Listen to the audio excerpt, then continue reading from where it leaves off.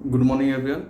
तो नेक्स्ट हम देखते हैं torque on a coil inside a magnetic field. ठीक है, तो इससे ये पढ़ने से पहले मैं आपको बता दूं कि आप ऑलरेडी पढ़ चुके हैं कि मैग्नेटिक फील्ड के अंदर किसी भी करंट कैरिंग वायर को रखा जाए तो उसके ऊपर फोर्स लगता है और उस मैग्नेटिक फोर्स का वैल्यू कितना होता है, that is ILB sin theta. तो जैसे कि आपको याद होगा कि कोई भी एक वायर अगर मैग्नेटिक फील्ड के अंदर है और अगर उस पर करंट फ्लो करा दो, मान लो इस पे करंट का वैल्यू कितना है, I है। ठीक है, और ये जो इनवर्स मैग्नेटिक फील्ड है, इनवर्ट डायरेक्शन पे मैग्नेटिक फील्ड, उसका मान लो मैग्नीट्यूड कितना है, B है। और मान लो इस वाले वायर का L लेंथ कहाँ पे, मैग्नेटिक फील्ड के अंदर है। ठीक है, L लेंथ मैग्नेटिक फील्ड के अंदर है, तो इतने वायर के ऊपर फोर्स लगेगा और उस मैग्नेटिक फोर्स का वैल्यू कितना होगा, ILB sin थीटा। ठीक है, तो ये मैग्नीट्यूड में, और यहाँ पे बोल सकते हैं दैट इन वेक्टर क्वांटिटी क्या लिख सकते हैं, I into L cross B. ठीक है, यहाँ पे L क्या इंडिकेट करता है, that is the length of the wire, और ये हमेशा किधर लेते हैं, इन डायरेक्शन ऑफ करंट। ठीक है, और B क्या रिप्रेजेंट करता है, that is the magnetic field direction के साथ। तो L वेक्टर जो लेना है हमेशा कौन से डायरेक्शन पे, करंट के डायरेक्शन पे। B मैग्नेटिक फील्ड का डायरेक्शन है तो फोर्स लगेगा इन दोनों का क्रॉस प्रोडक्ट के डायरेक्शन पे। ठीक है, रिजल्टेंट वेक्टर मैग्नीट्यूड में लिखेंगे ILB sin थीटा, जहां पे theta there is angle between length vector and magnetic field. और लेंथ वेक्टर कैलकुलेशन इजी करने के लिए किधर लेते हैं, करंट के डायरेक्शन पे।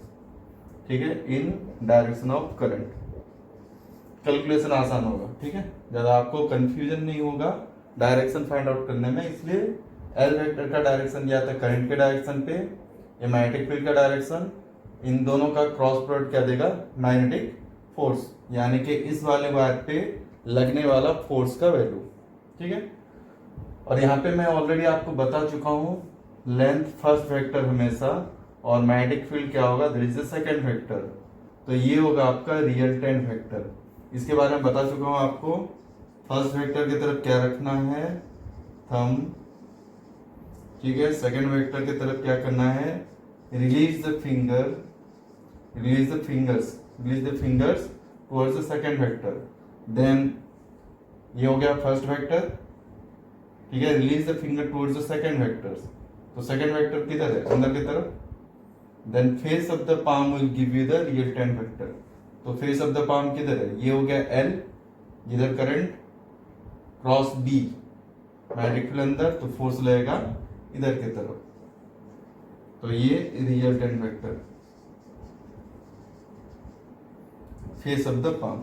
ठीक है, ऑलरेडी कर चुके हैं, फिर मैंने आपको और एक बार रिवाइज करा दिया क्योंकि बहुत दिन गैप हो चुका है। ठीक है, समझ में आया।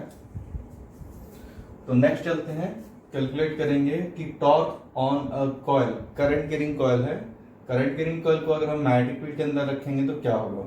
यहाँ पे हमने देखा वायर के ऊपर फोर्स लगता है, उस फोर्स का मैग्नीट्यूड होता है ILB sin थीटा। L हो गया length present inside the magnetic field, B हो गया मैग्नेटिक फील्ड, थीटा हो गया angle between the L and B, और L का डायरेक्शन हमेशा किधर तरफ लेना है, जिधर करंट का डायरेक्शन है।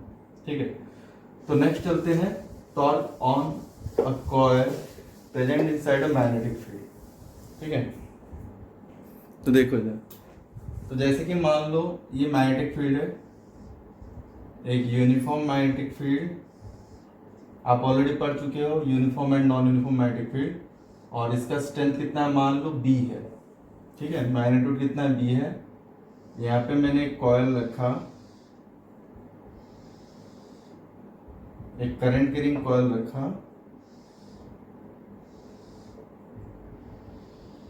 कई नंबर ऑफ टर्न्स भी ले सकते हैं, तो पहले सिंगल टर्न में करके देता हूं, फिर वहां पे नंबर ऑफ टर्न्स के लिए क्या होगा मैं बता दूंगा डायरेक्ट फॉर्मूले में। ठीक है, तो ये मान लो कॉइल है ABCD, मान लो PQRS लेते हैं, यहाँ पे एक D है ना, PQRS, PQRS कॉइल को कहाँ पे रखा गया, मैग्नेटिक फील्ड के अंदर। ठीक है, अभी इसमें करंट कितना है, 0 है। मान लो इसका जो लेंथ है ठीक है, ये वाला लेंथ ये कितना एंगल बना रहा है यहाँ पे, मान लो 5 एंगल। ठीक है, तो इसी एंगल पे इसको रखा गया कहाँ पे, मैग्नेटिक फील्ड के अंदर। ये वाला जो लेंथ है इसका वैल्यू मान लो b है,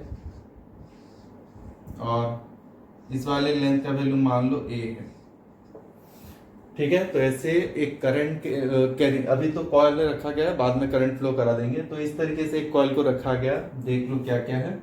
बी यूनिफॉर्म मैग्नेटिक फील्ड है, uniform magnetic field, then PQRS हो गया आपका कॉइल।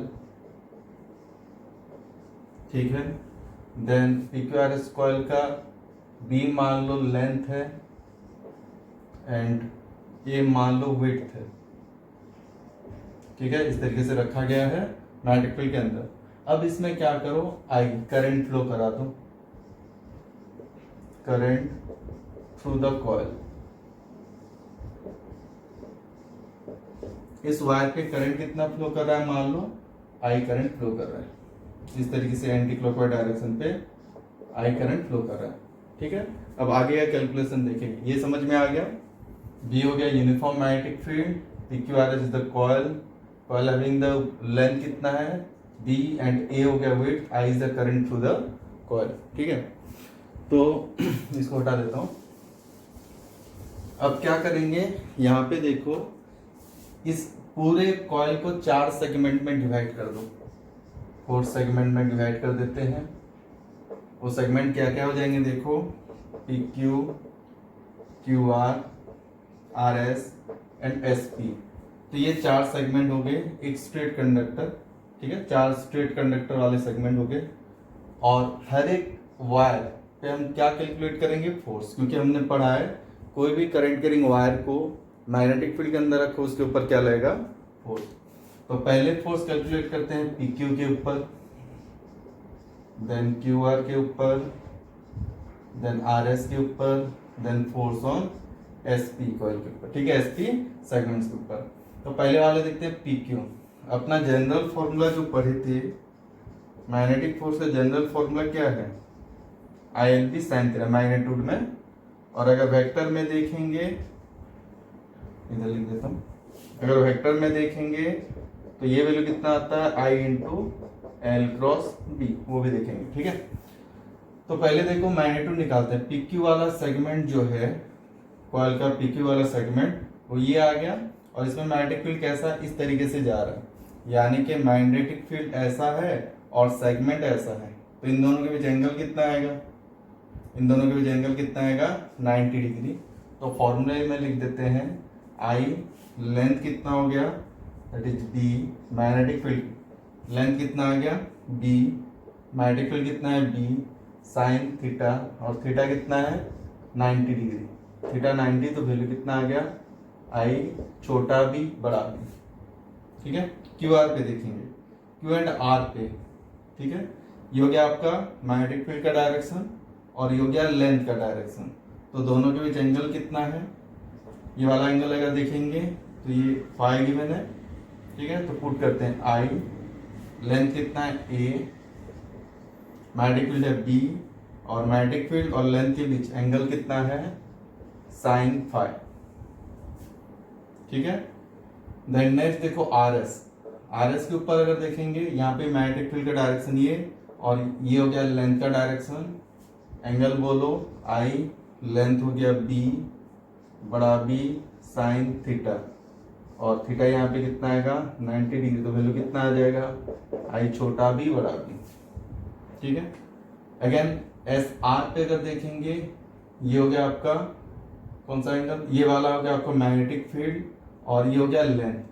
तो ये वाला हो गया आपका angle magnetic field and length के बीच, ये लेंथ और ये मैग्नेटिक फील्ड। ठीक है, तो लिख देते हैं आई बी बी, सॉरी लेंथ कितना है, ए है, ए साइन थीटा, थीटा कितना है 180 माइनस ऑफ 5, ये वाला एंगल, लेंथ इधर और मैग्नेटिक फील्ड इधर, लेंथ इधर, तो वैल्यू कितना आ गया, इतना।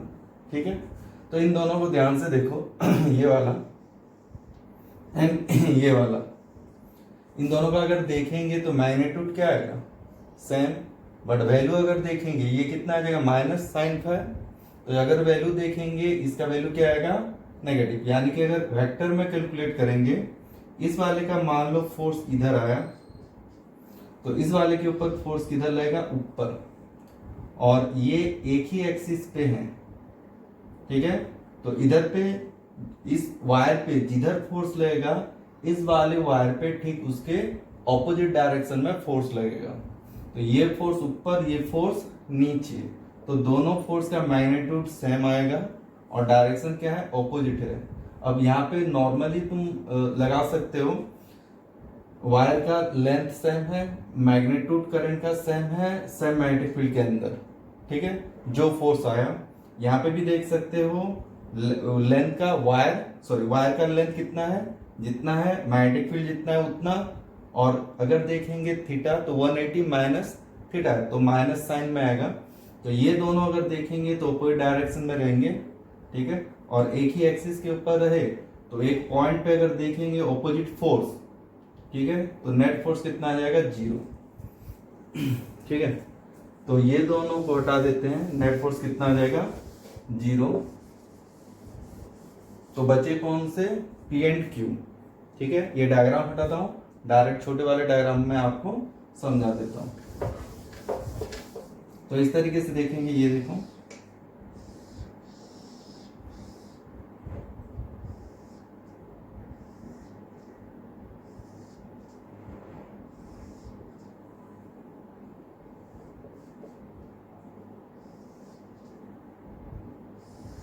ठीक है।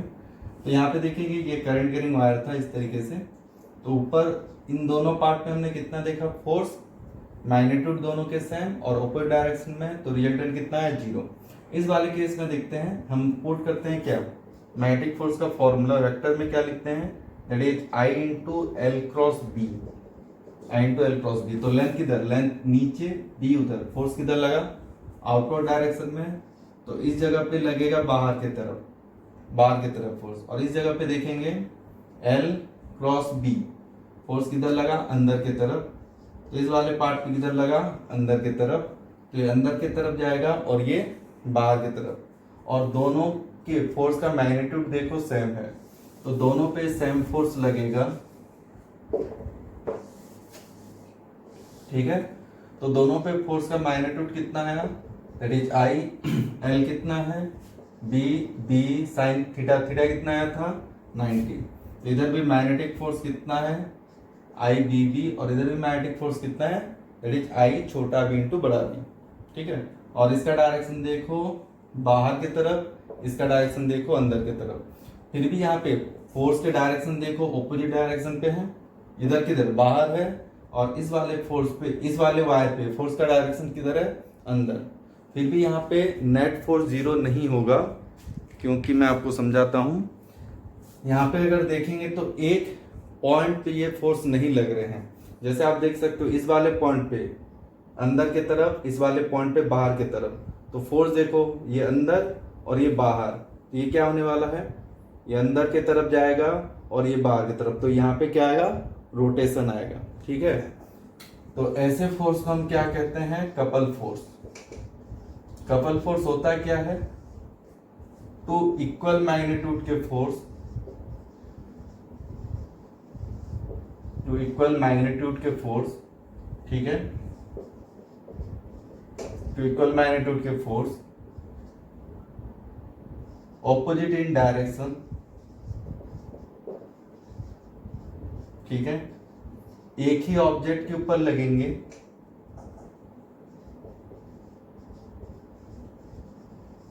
एक ही ऑब्जेक्ट के ऊपर लगेंगे,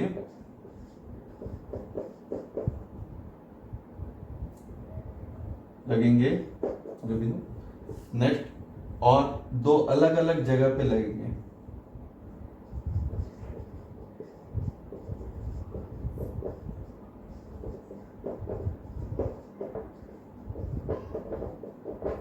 ठीक है। तो यहाँ पे हमने क्या देखा कपल फोर्स। तो यहाँ पे फोर्स 0 नहीं हुआ क्योंकि एक ऑब्जेक्ट के ऊपर तो लगा बट एक पॉइंट के ऊपर नहीं लगा। अगर एक ही पॉइंट पे, जैसे कि यहाँ पे मान सकते हो ये बाहर की तरफ और इसी जगह पे अंदर की तरफ, ठीक है, तो ऐसे अगर दो फोर्स लगे तो इसका वैल्यू कितना आ सकता है 0। बट इस वाले केस में कितना देखेंगे, ये बाहर की तरफ, इस जगह पे बाहर की तरफ, इस जगह पे अंदर की तरफ, तो दो अलग अलग फोर्स हैं, ये अंदर और ये बाहर, तो यहाँ पे क्या आएगा, रोटेशन होगा। ठीक है, और यही इसी को क्या कहते हैं, कपल फोर्स।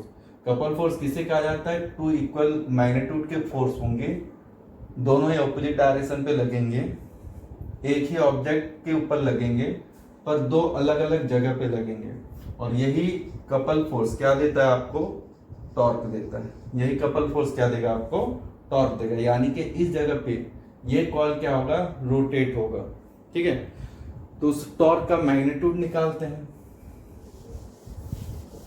तो इस टॉर्क का मैग्नीट्यूड कितना आएगा देख लो। टॉर्क को हम क्या लिखते हैं, दर इज टाउ के टर्म्स पे लिखते हैं सिंबल। ठीक है, और टॉर्क का फॉर्मूला क्या होता है, force into displacement, sorry force into perpendicular distance, force into perpendicular distance between the two parallel force. ठीक है, टॉर्क क्या होता है, force into perpendicular distance between the two parallel force. ठीक है, तो यहाँ पे दो फोर्स लगे हैं, दोनों के पैरेलल फोर्स, ये दोनों कैसे हैं, पैरेलल फोर्स, ये इनवर्स यहाँ पर, और इनके बीच परपेंडिकुलर डिस्टेंस कौन सा, ये वाला है आपका परपेंडिकुलर डिस्टेंस। ये कितना था, ए था, ये लेंथ ए था, तो ये वाला कैलकुलेट करेंगे, ये फाई एंगल था। ठीक है, तो टॉर्क मैग्नीट्यूड में लिखते हैं, फिर उसको वेक्टर में कन्वर्ट कर देंगे।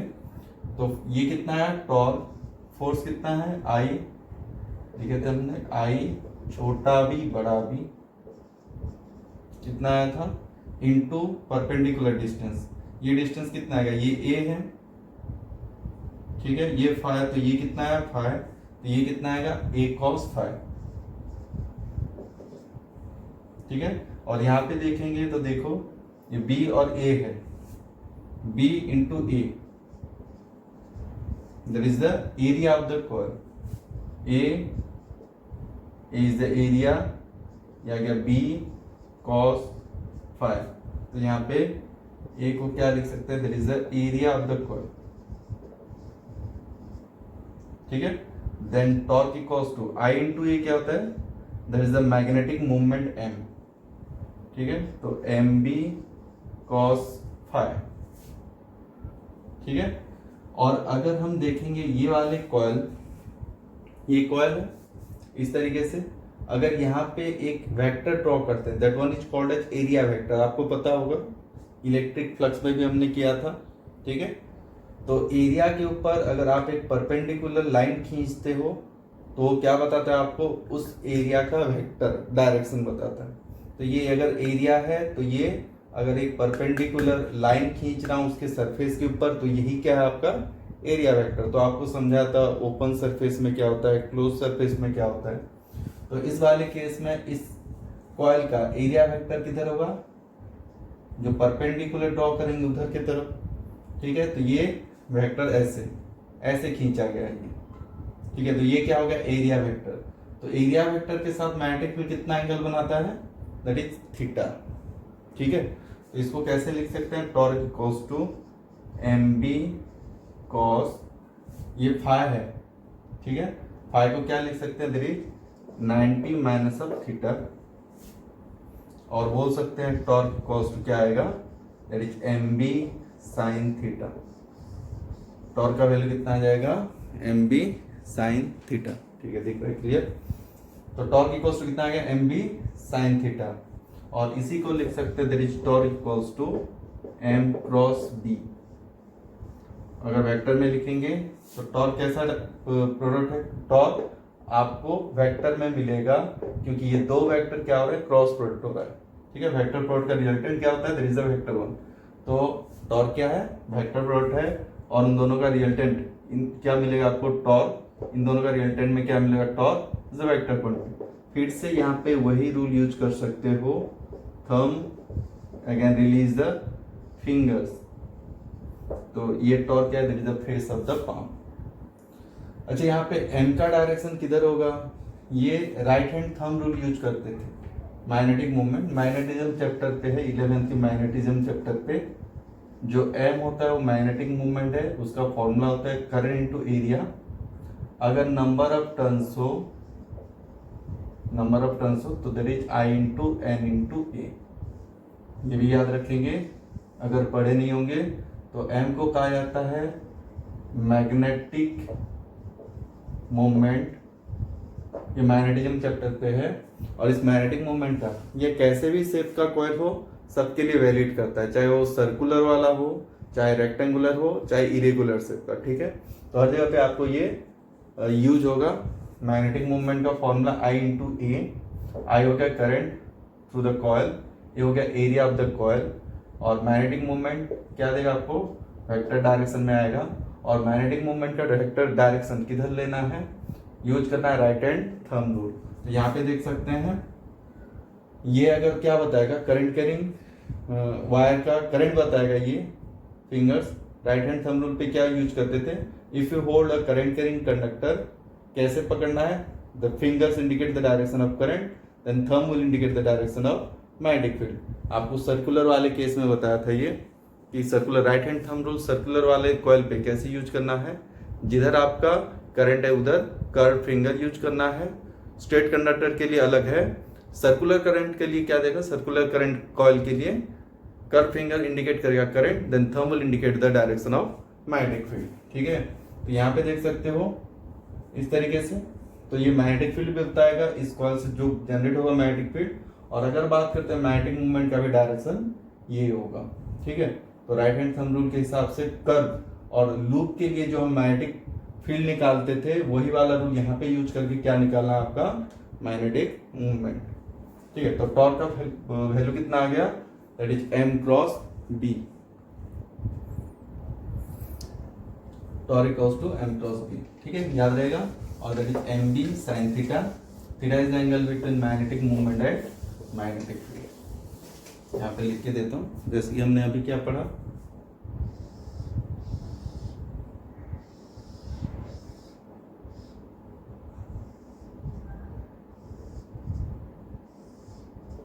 ठीक है। ये आ गया मैग्नेटिक फील्ड और इधर तरफ हमने देखा था मैग्नेटिक मूवमेंट का डायरेक्शन, ये आ गया था थीटा।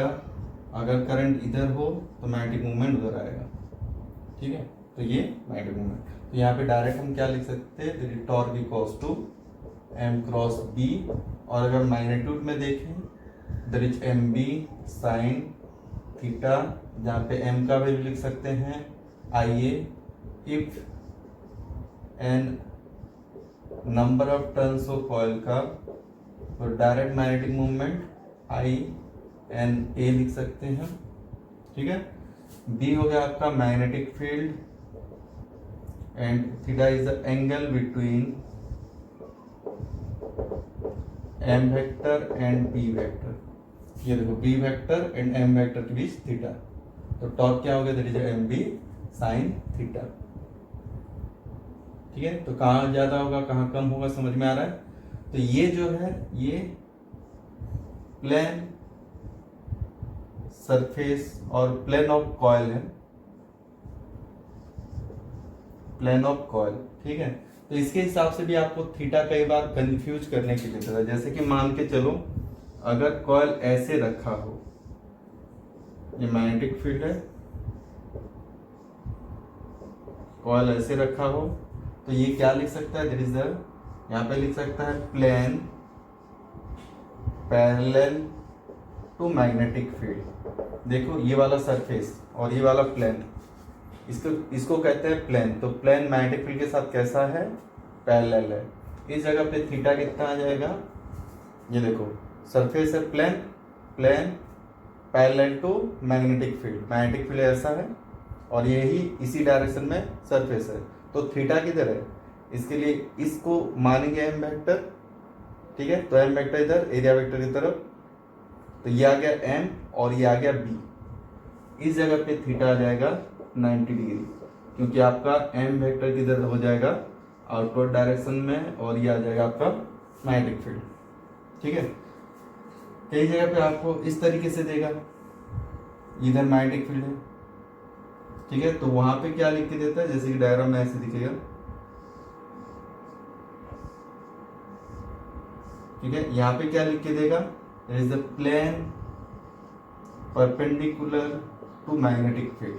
अगर प्लेन परपेंडिकुलर है तो थीटा कितना आ जाएगा, प्लेन देखो परपेंडिकुलर टू मैग्नेटिक फील्ड, ये प्लेन है, plane perpendicular to magnetic field, ये मैग्नेटिक फील्ड, ये प्लेन, तो एम वेक्टर किधर आएगा, इधर की तरफ। तो जिधर प्लेन पैरेलल होता है, इधर क्या है, प्लेन पैरेलल है तो थीटा 90 है। इधर क्या है, प्लेन मैग्नेटिक फील्ड के साथ परपेंडिकुलर है तो थीटा कितना आएगा, इधर एम आएगा, इधर मैग्नेटिक फील्ड है तो थीटा आएगा 0 डिग्री। इसको ध्यान में रखेंगे, ठीक है। तो प्लेन पैरेलल दे दिया तो ऐसा नहीं कि थीटा 0 हो गया, प्लेन पैरेलल है यानी कि थीटा ये एम है और ये बी है, थीटा कितना आएगा 90। अगर प्लेन परपेंडिकुलर है, ये प्लेन है, ये प्लेन है, प्लेन अगर परपेंडिकुलर टू मैग्नेटिक फील्ड है, इसका एम भी इधर आएगा तो थीटा कितना आएगा 0 डिग्री, ठीक है। इसके ऊपर ध्यान रखिए, ठीक है। अब कैलकुलेट करते हैं वर्क डन।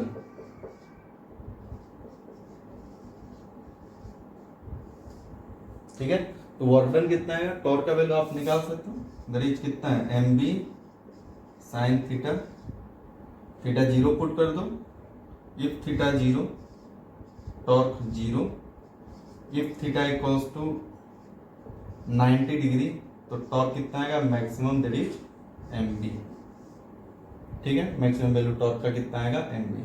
वर्क डन देखते हैं, वर्क डन क्या होता है, जैसे आपको इसको काम करने के लिए, मान लो इसको रोटेट कर रहे हैं हम लोग, ऐसे ऐसे था, ठीक है, इस तरीके से मैग्नेटिक फील्ड जा रहा है, इस तरीके से प्लेन सरफेस है, मान लो इसको इस तरीके से रोटेट करता हूं, मान लो पहले से थोड़ा सा टेढ़ा है, पहले से थीटा डिग्री कितना बना रहा है, ये मान लो थीटा 1 है, इसको ऐसे रोटेट कर दिया मैंने कि ये कहां पे पहुंच गया, थीटा 2 वाले एंगल पे, ये हो गया आपका थीटा 2 वाला एंगल,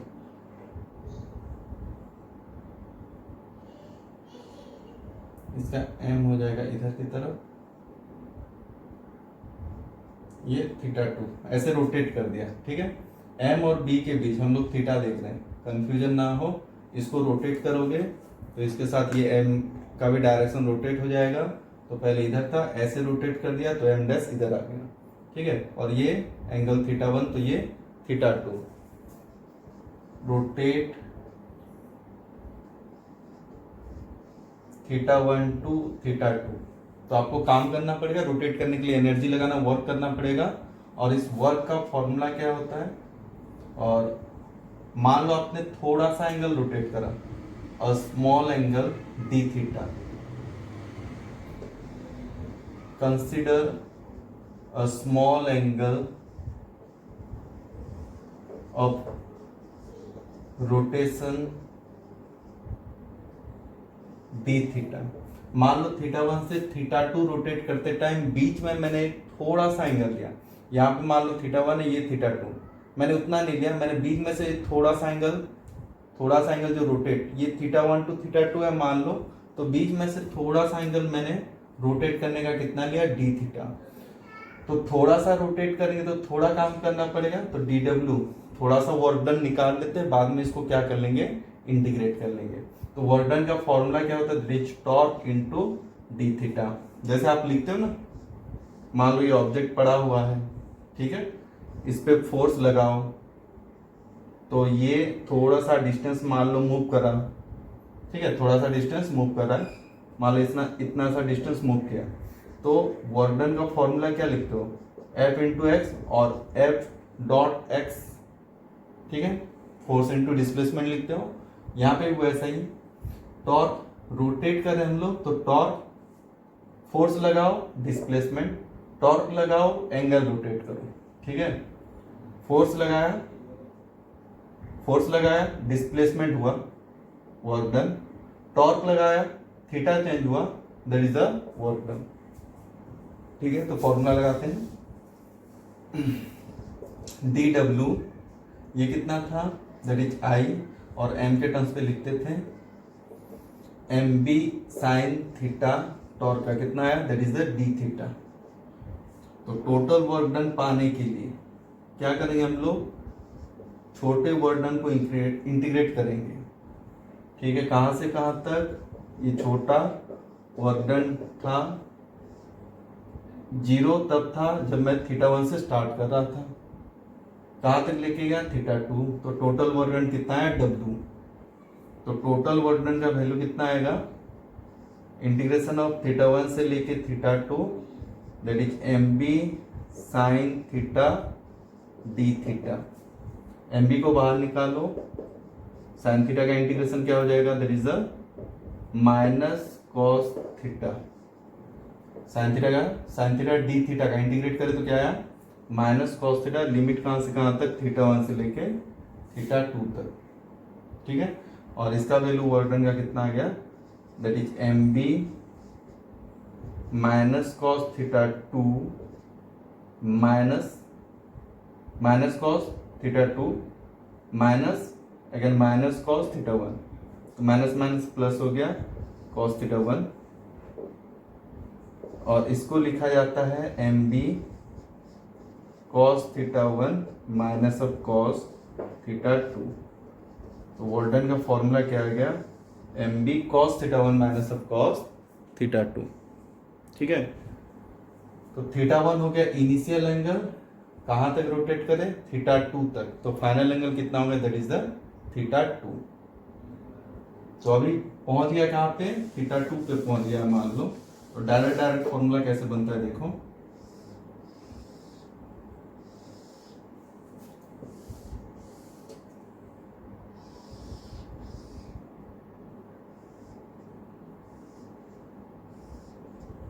ठीक है।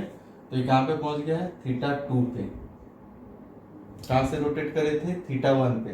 तो फॉर्मूला क्या था, mb cos θ1 minus of cos θ2।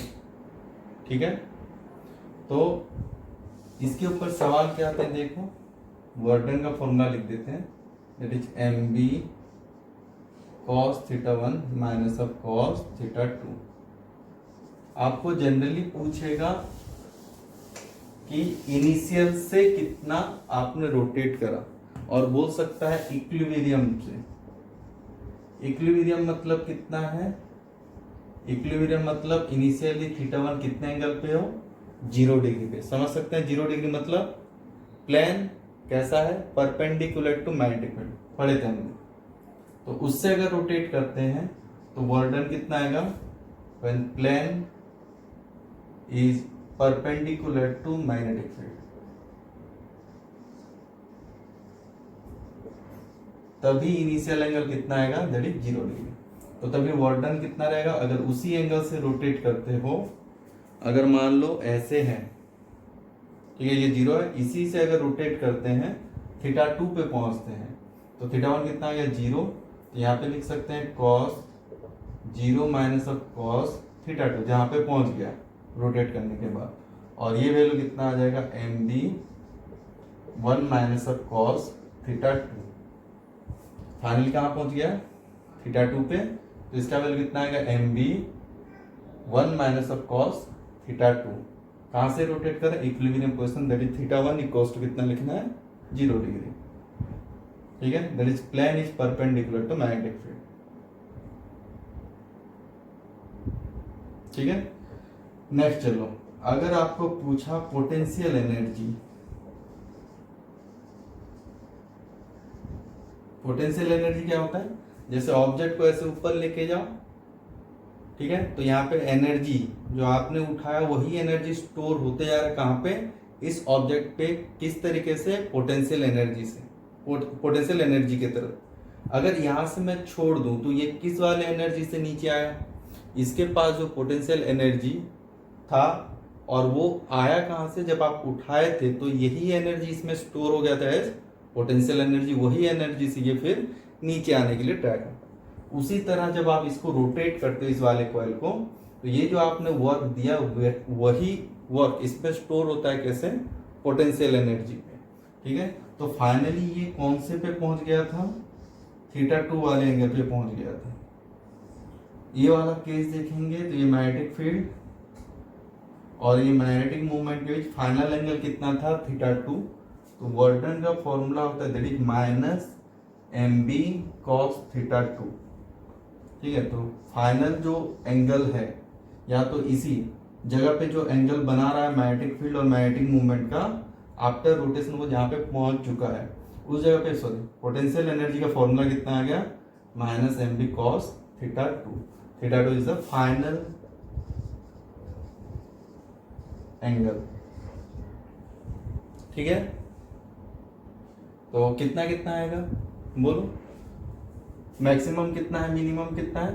मान लो पोटेंशियल एनर्जी देखेंगे, मैक्सिमम कितने पे आएगा, if theta 2 equals to 180 degree, तो ये कितना है, कॉस थीटा 2।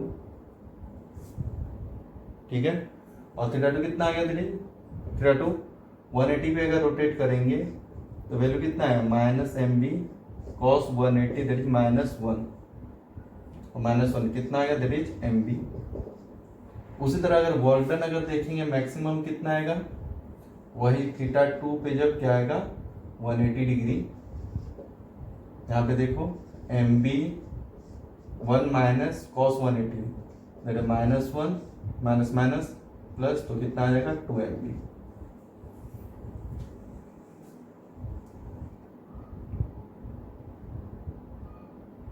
ठीक है,